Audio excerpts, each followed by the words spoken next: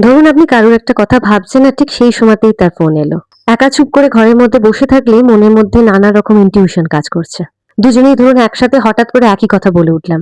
এটাকে বলা হয় টেলিপ্যাথি, অনেকে বলে ডিভাইন পাওয়ার, সিক্স সেন্স। আমাদের মন সবথেকে বেশি কোন সময় রিঅ্যাক্ট করে? আমাদের মাথার মধ্যে সবসময়তে অতীতের চিন্তা, ভবিষ্যৎ নিয়ে ডিপ্রেশন, স্ট্রেস, কেরিয়ার স্ট্রেস, সবার সামনে নিজেকে প্রমাণ করার একটা চিন্তা, সবার মন খুশি করার চাপ চলতেই থাকে। এটাকে বলা হয় মেন্টাল নয়েজ। আপনি রাস্তায় বেরিয়েছেন, ফোনে কথা বলছেন আর প্রচন্ড জোরে হর্ন বাজছে। আপনি ফোনের কোনো কথাই শুনতে পাবেন না। তো আমাদের ব্রেনের মধ্যে যতক্ষণ মেন্টাল নয়েজ চলতে থাকে, আমরা কিন্তু আমাদের বাস্তব জীবনের কোনো কথাই বুঝতে পারি না। আমাদের ব্রেন সবসময় দুটো জিনিস করে। একটা হচ্ছে সেলফ সার্ভাইভাল আগে দেখে। সেজন্য নিজেকে সবসময় সেরা মনে করে, নিজের বড়াই করে। আর ২ হচ্ছে নেগেটিভিটি সবথেকে বেশি তাড়াতাড়ি ক্যাচ করে। সেজন্য আপনি কোনো সমালোচনা আর প্রশংসা এই দুটো যদি হয়, আপনি প্রশংসা ভুলে যাবেন, সমালোচনাটাকে আগে মনে রাখবেন।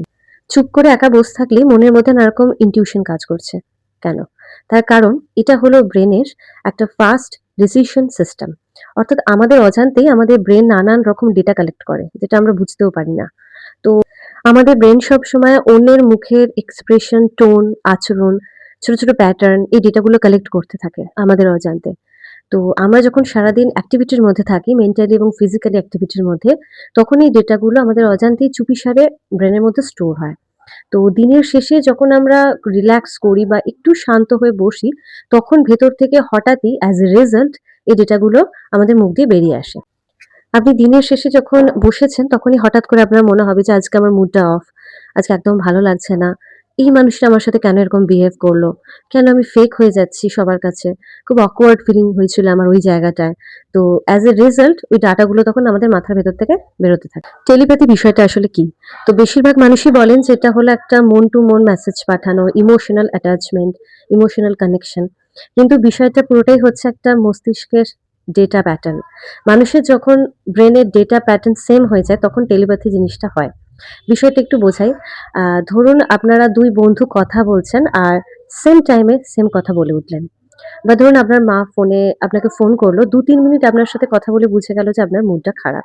বা আপনিও ভাবছেন ফোন করবেন, সেও ভাবছে ফোন করবে, সেম টাইমে ফোন বেজে উঠল।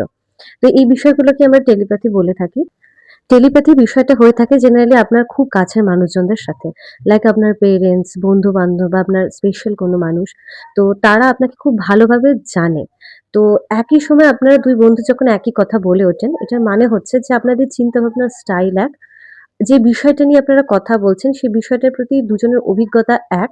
তো তখন আমাদের ব্রেন একটা সিগন্যাল দেয়, সেম ডাটা প্যাটার্ন এর সিগন্যাল দেয়। তো সেইজন্য আপনারা এট a টাইম সেম কথা বলে উঠছেন। আপনার মা ২ মিনিট আপনার সাথে কথা বলে বুঝে যাচ্ছে যে আপনার মুড অফ। তার কারণ আপনার মা আপনাকে খুব ভালোভাবে জানে, বহু বছর দেখেছে। আপনার ভালো লাগা, খারাপ লাগা, কি হলে আপনার ভালো লাগতে পারে, কি হলে আপনার খারাপ লাগতে পারে জানে। ফলে ২ মিনিট আপনার সম্পর্কে বিভিন্ন ডেটা তার ব্রেনে বহু বছর ধরে কালেক্ট হয়েছে। তো সেই সময়টায় যখন সে আপনার সাথে কথা বলছে, অ্যাজ এ রেজাল্ট তার মুখ দিয়ে বেরিয়ে আসছে যে, "আজকে তোর মনটা খুব খারাপ, বুঝতে পারছি।"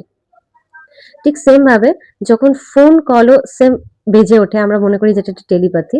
ব্যাপারটা হচ্ছে যে দীর্ঘদিন একই সেম টাইমে ফোন করা, ফোন আসা বা আগে পিছু টাইমে ফোন করা, ফোন আসা এই বিষয়টা দীর্ঘদিন হতে থাকলে হঠাৎ একদিন যদি কেউ একটু আগে পিছে লেট হয়ে যায় বা আগে হয়ে যায় তো ওই টাইমটা আমাদের ব্রেনে সেট থাকে আমাদের অজান্তেই। তো আমরা সেম টাইমেই একসাথে ফোন করার চেষ্টা করি। তো তখনই যার ফোনটা আগে লাগে আমরা বলি যে, "আমিও ভাবছিলাম ফোন করতে যাব।" তো টেলিপ্যাথি দেখা দেয়। টেলিপ্যাথির বিষয়টাকে স্বচ্ছ করার প্রয়োজন ছিল। টেলিপ্যাথি একদমই ইমোশনাল অ্যাটাচমেন্ট নয়। এটা আমাদের ব্রেনের একটা ডাটা কালেক্ট প্যাটার্ন। এটা সেম হলে তখন হয়। মানুষ এটাকে ইমোশনের সাথে জুড়ে দিয়েছে।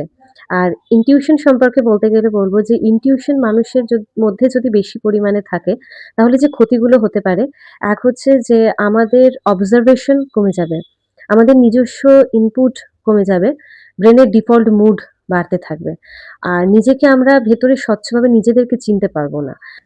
এর সমাধানও ডেফিনিটলি রয়েছে। দিনে ১০ মিনিট হলেও সাইলেন্স প্র্যাকটিস করুন। লাইক ১০ মিনিট চুপ করে বসুন, গভীর শ্বাস-প্রশ্বাস নিন। আপনার সামনে কোনো রকম ফোন, ল্যাপটপ, কোনো মানুষজন থাকবে না। গভীর শ্বাস-প্রশ্বাস নিন। আর ঠিক এই সময়তেই আমাদের ব্রেনের মধ্যে নানা রকম নেগেটিভিটি আসতে স্টার্ট করে। সেটাকে ইগনোর করার চেষ্টা করুন। ২ নম্বর বলব যে মানুষের কথা কম, মানুষের বডি ল্যাঙ্গুয়েজকে বেশি ভালোভাবে আইডেন্টিফাই করতে শিখুন। ৩ নম্বর হচ্ছে যে ওভার থিংকিং করা বন্ধ করুন। ওভার থিংকিং হলো আমাদের ব্রেইন নয়েজের মতো। ব্রেইন নয়েজ যত বাড়বে তত আমরা বাইরের জগতের কথা বেশি শুনবো, আমাদের নিজেদের মনের ভেতরের কথা আমরা কম শুনবো। যেটা আমাদের জন্য একেবারেই ঠিক না। যে নিজের মনকে শান্ত করতে পারে সে সুপার পাওয়ার লাভ করতে পারে। এটা এমন এক ধরনের শক্তি যেটা বলে বোঝানো সম্ভব নয় কোনোভাবে। আপনি নিজে ফিল করলে নিজেই বুঝতে পারবেন যে এই ছোট্ট একটা শক্তি আপনার জীবনকে অনেকটাই বদলে দিবে। টেলিপ্যাথি হয়ে থাকে generally deep observation, pattern recognition আর ইমোশনাল সেনসিটিভিটি, এই ৩ টের কারণে। আজকের ভিডিওটা এতটাই। ভিডিওটা যদি আপনাদের ভালো লেগে থাকে অবশ্যই চ্যানেলটাকে লাইক, শেয়ার আর সাবস্ক্রাইব করে পাশে থাকবেন। দেখা হচ্ছে আবার নেক্সট ভিডিওতে।